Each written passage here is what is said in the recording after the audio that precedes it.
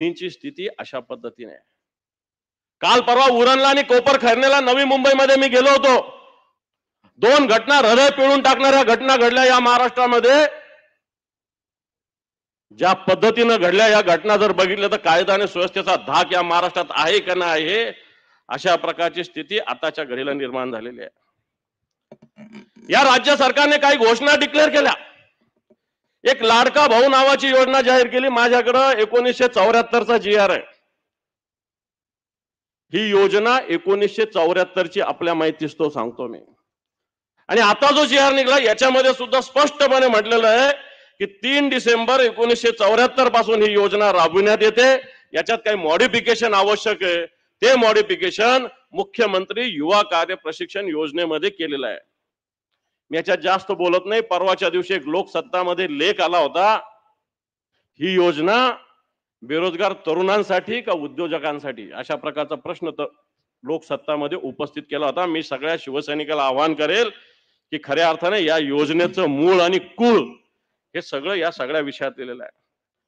बळीराजा वीज सवलत योजना या सरकारने जाहीर केली. 7.5 हॉर्स पॉवरचं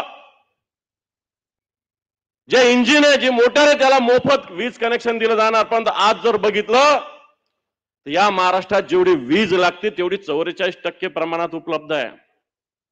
आज ग्रामीण भागात फिरलं तर 8 तास वीज दिली जाते असे सांगितलं जातं. पण तो 2 तास 3 तास 4 तासाच्या वर ग्रामीण भागामध्ये शेतकऱ्यांना वीज मिळत नाही. अशा प्रकारची आताच्या घडीला स्थिती आहे.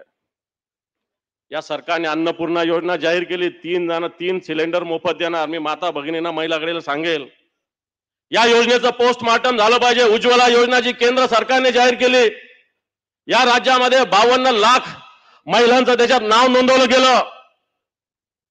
52,000 सुद्धा महिला हा गॅस सिलेंडर घेत नाही. 52,000 सुद्धा महिला गॅस सिलेंडर घेत नाही. अशा प्रकारची स्थिती आहे. आणि हे बऱ्याच जणांना वाटतंय मोफत नाहीये. उज्ज्वला गॅसची जेवढी सबसिडी आहे त्याच्यातून उरलेली जेवढी रक्कम आहे तेवढं राज्य सरकार या 30 सिलेंडरला देणार आहे. मला असं वाटतं जर तेच आपण घेत नाही तर ही योजनेचा लाभ आपण कुठून उचलणार अशा प्रकारची स्थिती आहे. या राज्यामध्ये दुधाच्या दराचा प्रश्न जसाच्या तसा आहे. आज एखादी बिस्लेरीची पाण्याची बाटली 30 रुपये लिटरनं मिळते, परंतु दूध 24 रुपये लिटरनं जात नाही मोठ्या मुश्किलीनं. सरकारने 35 रुपये भाव जाहीर केलेला आहे. शेतकऱ्यांचं मोठं आंदोलन अकोल्यामध्ये मागच्या काळात घडलेलं आहे. आम्ही सरकार खऱ्या अर्थाने अपयशी सरकार आहे. मुलींच्या शिक्षणासाठी घोषणा केली, मोफत शिक्षण दिलं जाईल, परंतु फक्त तांत्रिक शिक्षण काही मुलींना देण्याचं सरकारने आता निश्चित केलेलं आहे. जर सरकारचं यावेळेस बजेट बघितलं तर अल्पसंख्याकांसाठी 0 रुपये दिलेले आहे. 0 रुपये अल्पसंख्याकांचा. मौलाना आझाद आर्थिक विकास महामंडळ असेल, अन्य महामंडळ असेल, लोकसभेमध्ये शिवसेनेच्या मागे अल्पसंख्याक मंडळी मोठ्या प्रमाणावर उभी राहिली, म्हणून अल्पसंख्याकांवर राग या मला असं वाटतं या बजेटमध्ये सरकारने काढलेला आहे. आणि म्हणून एक नमो योजना सरकारने सुरू केली, जी पंतप्रधानाची किसान सन्मान योजना, त्याच्याबरोबर नमो योजना असं जाहीर केलं होतं. किसान सन्मान योजनेबरोबर नमो योजनेची अंमलबजावणी केली जाईल, परंतु 4था हप्ता अजून दिला नाही. निवडणुकीच्या वेळेस देतील, लक्षात ठेवा. म्हणजे निवडणुकीच्या हेतून या योजना यांनी सुरू केलेला आहे. आज कांद्याचा प्रश्न जसाच्या तसा आहे, ऊसाचा प्रश्न जसाच्या तसा आहे, इथेनॉलचा प्रश्न जसाच्या तसा आहे, सोयाबीनचा प्रश्न तसाच्या तसा आहे. दुधाच्या विषय केला तर 10,000 टन दुधाची भुकटी आयात करण्याचा निर्णय सरकारने घेतला, ज्याला आयात शुल्क कोणत्याही प्रमाणात नाही.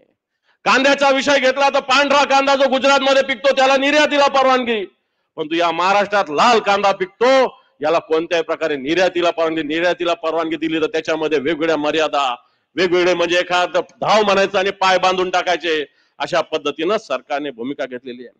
पीक विम्याची बाबतीत अशी मागच्या वेळेस खरीपाचा आणि रब्बीचा सुद्धा पीक विमा अजून मिळालेला नाही. 1 रुपया पीक विमा सरकारने जाहीर केलेली घोषणा आहे. अजून 2022 सुद्धा बरंच खरीपाचा आणि रब्बीचा पीक विमा येणं बाकी आहे. 2023 मेजॉरिटीनं रब्बीचं आणि खरीपाचं पीक विमा येणं बाकी आहे. हे सरकार शेतकऱ्याचं आहे, हे सरकार कष्टकऱ्याचं, अशी घोषणा दिली जाते. उद्धवजी ठाकरे मुख्यमंत्री असताना 2 लाख रुपयाची कर्जमाफी आपण केली होती, कर्जमुक्ती आपण केली होती. त्यावेळेस एक प्रोत्साहन अनुदान 50,000 रुपयाचं साहेबांनी घोषित केलं होतं उद्धवजी ठाकरे साहेबांनी. दुर्दैवाने आपलं सरकार गेलं, परंतु ही योजना जे नियमितपणे कर्ज फेड करतात यांना प्रोत्साहन योजनेचा कोणताही फायदा अजून भेटलेला नाही. बंधूंनो, एक गोष्ट आणखी महत्वाची आहे. केंद्र सरकार वेगवेगळ्या वित्त आयोगाच्या मार्फत या महाराष्ट्राला निधी देत असतं. या महाराष्ट्रामध्ये जिल्हा परिषद, महानगरपालिका, नगरपालिकेच्या निवडणुका झाल्या नाही म्हणून तब्बल 8,000 कोटी रुपयाचं अनुदान या महाराष्ट्राचं केंद्रानं थांबवलेलं आहे. 8,000 कोटी थांबण्यासाठी हे राज्य सरकार, हे काळ्या पायाचं राज्य सरकार मला असं वाटतं आपण जबाबदारी अशा पद्धतीने आपण समजून घेण्याची आवश्यकता आहे.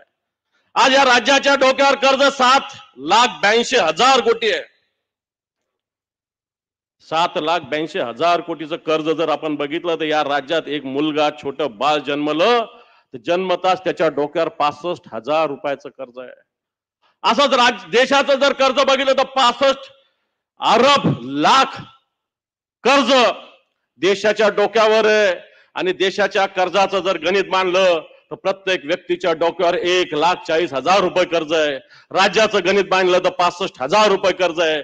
अशा पद्धतीनं हा देश कर्जबाजारी करून ठेवण्याचं काम या सरकारने, मला असं वाटतं आपण केलेलं, या विषयात आपण लक्ष देण्याची आवश्यकता आहे.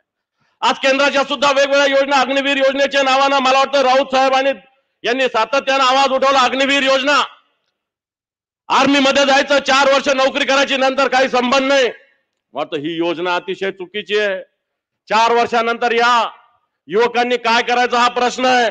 आज चायना आपल्याकडे घुसत असताना चायना पल्स एक योजना सरकार जाहीर करतं. सरकारने शेतकरी विरोधी कायदे मंजूर केलेले आहे. राज्याचं, केंद्राचं बजेट होत असताना बिहार सारख्या, आंध्र प्रदेश सरकार या दोन्हीला मिळून जर बघितलं तर 1,01,000 कोटी रुपये दिले. त्याच्या उलट महाराष्ट्र सगळ्यात जास्त जीएसटी देतो. या महाराष्ट्राच्या वाट्याला फक्त 7,545 कोटी रुपये आलेले. म्हणून अशा पद्धतीने या महाराष्ट्रावर अन्याय करणार हे सरकार आहे. हे देशाचं असेल, महाराष्ट्राचं असेल, सगळं जर गणित बघितलं तर या महाराष्ट्रातून जीएसटी जे कलेक्शन होतं याचं प्रमाण मोठ्या प्रमाणावर आहे. परंतु या जीएसटीच्या प्रमाणामध्ये या महाराष्ट्राला कोणत्याही प्रकारे हे केंद्र सरकार मदत करत नाही. आज वेगवेगळ्या ठिकाणी उद्योगधंदे असेल तर गुजरातमध्ये चालले जातात. मोठे सगळे उद्योगधंदे गुजरातमध्ये गेलेले आहेत. आज युवकांसाठी जी योजना जाहीर केलेली आहे ही उद्योग आणि युवक याच्यामधली आहे. या राज्यात जर उद्योगच चालत नसेल तर या योजनेचं काय होणार हा प्रश्न आहे. आणि म्हणून मी शिवसैनिकाला आवाहन करेल, हे केंद्राचं सरकार असेल, हे राज्याचं सरकार असेल, हे अपयशी सरकार आहे. या केंद्राने 2014 पासूनच्या जर गोष्टी बघितल्या तर काश्मीरचं उदाहरण देईल मी. काश्मीरमध्ये 2014 ते 2023 2,462 हल्ले झालेले आणि याच्यामध्ये 620 सैनिक आपले गेलेले, 620. आणि म्हणून देशाच्या सैनिकाला सुरक्षित हे सरकार ठेवू शकत नाही. देशातील शेतकऱ्यांच्या विरोधात केंद्राचं सरकार 3 कायदे आणतं. देशातील शेतकऱ्यांना दिल्लीत जाता येत नाही अशा प्रकारची स्थिती आहे. नीटच्या परीक्षेच्या माध्यमातून युवकांची फसवणूक होते. महागाई गगनाला भिडलेली आहे. कोणत्याही वस्तू घ्या, महागाई गगनाला भिडलेली आहे. अशा पद्धतीने हे केंद्र सरकार अपयशी आहे. राज्य सरकारने शेतकऱ्यांना अनेक मदतीची घोषणा केली, परंतु सरकारच्या फक्त घोषणा आहे. शेतकऱ्याच्या पदरात काही पडलं नाही. अतिवृष्टीचं पडलं नाही का दुष्काळाचं पडलं नाही. आज शेतमालाला भाव नाही म्हणून शेतकरी चिंतातूर आहे. आज या महाराष्ट्रामध्ये सरकार आल्यापासून 4,000 आत्महत्या घडल्या. 4,000. जर या सरकारचा कालावधी बघितला तर किमान 8 शेतकरी दररोज ऍव्हरेज आत्महत्या करतात. या आत्महत्या फक्त मराठवाड्यात, विदर्भात होत नाही तर पुण्यात सुद्धा झाली. जुन्नरला एका शेतकऱ्याने पंतप्रधानांच्या वाढदिवशी एक पत्र लिहिलं होतं पंतप्रधानाला की कांदे मी पिकवले पण या कांद्याला भाव मिळू शकत नाही म्हणून मी आत्महत्या करतो. जुन्नर मध्ये आत्महत्या घडलेली, पुण्यामध्ये. म्हणून बांधवांनो, या सगळ्या विषयाचा विचार करत असताना चला जिंकूया. जिंकत असताना हे सरकार शेतकरी विरोधी आहे. हे सरकार माता भगिनीच्या विरोधात आहे. हे सरकार युवकांच्या विरोधात आहे. हे सरकार वेगवेगळे काळे कायदे कामगाराच्या विरोधात आणतं. राज्याचं सरकार रोज खोट्या घोषणा जाहीर करतं. घाबरण्याची गरज नाही. काल काहीतरी म्हणे, मुख्यमंत्री म्हणे की आमच्या योजनेला घाबरतात, रोज आता तुम्हाला बर्नॉल.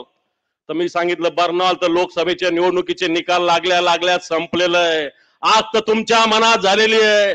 ही आग पुन्हा विधानसभेनंतर तुमच्या अंगावर होणार, ती शिवसैनिक निर्माण करणार आणि चला जिंकू याच्या माध्यमातून पुन्हा एकदा उद्धवजींच्या नेतृत्वाखाली या महाराष्ट्रात भगवा फडकवणार हा संकल्प आपण करावा असं आवाहन करतो आणि थांबतो. जय हिंद, जय महाराष्ट्र.